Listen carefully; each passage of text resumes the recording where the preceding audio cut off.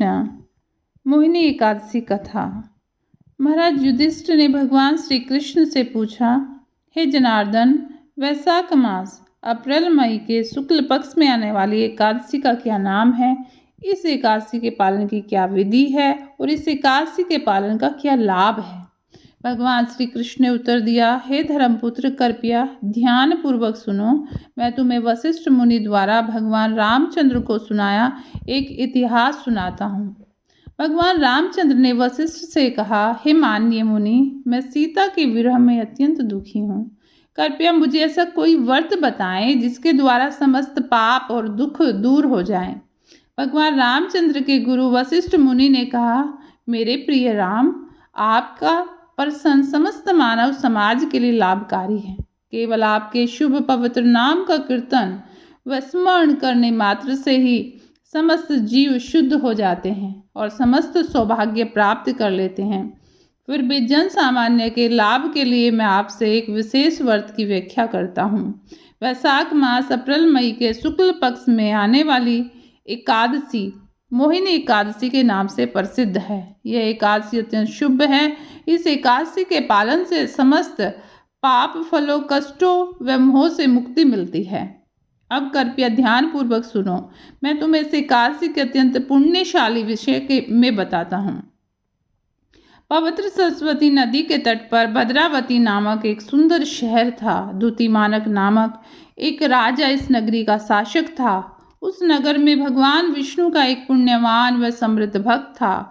उसका नाम धनपाल था और वह जीविका से वैश्य था। जन कल्याण के लिए धनपाल ने अनेक धर्मशालाएं डाल लिया। भगवान विष्णु के मंदिर, अस्पताल, चौड़ी सड़कें तथा बाजार बनवाए थे। उसने जल तथा अन्न वितरण की व्यवस्थाएं भी की। ठंडे पेयजल के लिए कुएं, जल के लिए तालाब बनवाए तथा फूल और फल के लिए बाग बनवाए। उसने अपनी सारी संपत्ति का प्रयोग सबके कल्याण के लिए किया। उसके 5 पुत्र थे। उन 5 में से दृष्ट बुद्धि अत्यंत पापी था। वह दुष्ट स्वभाव, कुसंगी और वेश्याओं से अवैध संबंध रखने वाला था। जुआ और मदिरा पान का शौकीन होने के कारण उसे दूसरों को प्रताड़ित करने व मारने में बहुत आनंद मिलता था। उसने कभी देवताओं, अतिथियों या पितरों और ब्राह्मणों का सम्मान नहीं किया। उसने अपने पिता की सारी संपत्ति का दुरुपयोग पाप कर्मों में किया। इस प्रकार वह अपने परिवार के लिए कलंक बन गया। एक दिन धनपाल ने अपने पुत्र को बेशर्मी से एक वैश्या के कंधों में हाथ डालकर घूमते देखा। धनपाल ने तब उस पुत्र को घर से बाहर निकालने का निर्णय लिया। दृष्ट बुद्धि अपने पिता, माता, भाइयों, संबंधी और मित्रों के स्नेह से रहित हो गया। इसके बावजूद भी दृष्ट बुद्धि अपने धन व आभूषण बेचकर पाप कर्मों में लिप्त रहा। परंतु शीघ्र ही जब सारा धन समाप्त हो गया, जब उसके पास धन नहीं बचा, तो उसके धोखेबाज मित्रों व वैश्याओं ने उसे छोड़ दिया। बुद्धि अब उद्वेग से भर गया। उसके पास कुछ भी धन, भोजन या वस्त्र नहीं बचे। इसलिए भूख से अत्यंत व्याकुल हो गया और सोचने लगा, मैं कहाँ जाऊं, मैं कैसे जीऊंगा, मैं क्या करूं। उसने जीवन यापन के लिए चोरी करना शुरू कर दिया। इसलिए वह शहर में भटकता रहा। कभी राजा के सैनिक उसे गिरफ्तार कर लेते, परंतु फिर उसके पिता के पुण्यों के कारण उसे छोड़ देते। कुछ बार कैद और मुक्त होने के बाद उसने अंततः बंदी बना लिया गया, बुरी तरह से मारा गया और राजा के पास ले जाया गया। राजा ने कहा, हे पापी मूर्ख प्राणी, अब तुम और अधिक इस राज्य में नहीं रह सकते। तुम महापापी हो। मैं अब तुम्हें छोड़ रहा हूँ, परंतु इस राजधानी को छोड़ दो और कहीं जाकर रहो।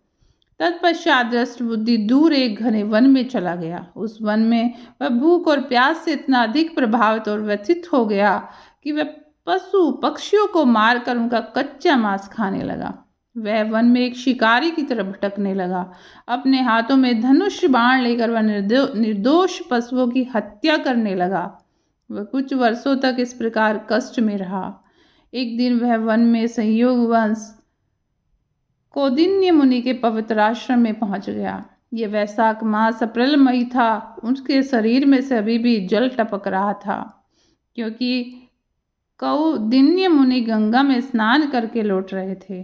दृष्ट बुद्धि को मुनि के गीले वस्त्रों से गिरकर गिरने वाले जल की कुछ बूंदों को स्पर्श करने का सौभाग्य प्राप्त हो गया और उसे समस्त पाप कर्मों के फल से तुरंत ही मुक्ति प्राप्त हो गई। कौंडिन्य मुनि को विनम्र प्रणाम करते हुए उसने कहा, हे महान ब्राह्मण, ऐसा कोई पाप नहीं जो मैंने न किया हो। कृपया मुझे उपदेश दीजिए कि मेरे जैसा पापी व्यक्ति किस प्रकार प्रायश्चित करे जो सरलता से किया जा सकता है। अपने पापों के कारण मैं अब अपने घर, संपत्ति, संबंधी और अपने मित्रों से विहीन हो गया हूँ। कौंडिन्य मुनि ने कहा, एक उदात्त विधि के माध्यम से अल्प समय में ही तुम समस्त पाप से छूट जाओगे। वैशाख मास अप्रैल मई के शुक्ल पक्ष में आने वाली मोहिनी एकादशी मनुष्य के सुमेरु पर्वत के समान पापों का विनाश कर देती है। इसलिए तुम निष्ठापूर्वक इस एकादशी व्रत का पालन करो। उन वचनों को सुनकर दृष्ट बुद्धि आनंदित हो गया और मुनि के निर्देश अनुसार उस एकादशी का पालन किया। मोहिनी एकादशी के व्रत द्वारा दृष्ट बुद्धि शीघ्र ही समस्त पापों के फल से मुक्त हो गया। भगवान की कृपा से उसे एक दिव्य शरीर प्राप्त हुआ और वह भगवान विष्णु के धाम लौट गया। हे रामचंद्र, यह व्रत निश्चित रूप से समस्त कष्ट, मोह तथा ज्ञान नष्ट करता है। तीर्थ के जल में स्नान करने तथा दान या यज्ञ करने से प्राप्त पुण्यों की भी तुलना मोहिनी एकादशी व्रत पालन करने से नहीं की जा सकती। हरे कृष्णा।